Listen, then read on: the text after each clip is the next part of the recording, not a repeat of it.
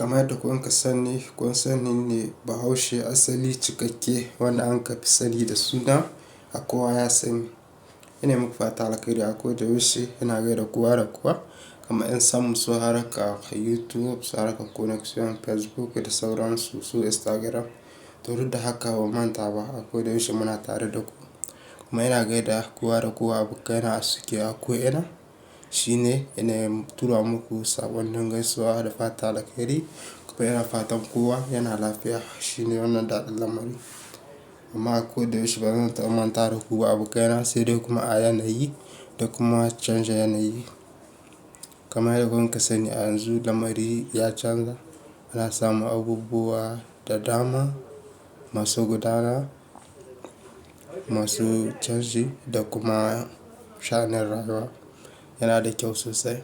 Kuma yana da kyau mu Hausawa mu tsaya tsakaninmu mu sasanta muyi magana. Mu san me yake gudana, me yake faruwa. Yana da kyau hakanan sosai.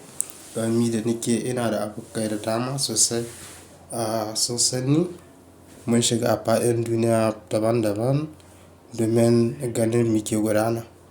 Saboda haka muna tare da ku Hausawa a koda yaushe domin jin daddaɗin lamari a gare mu.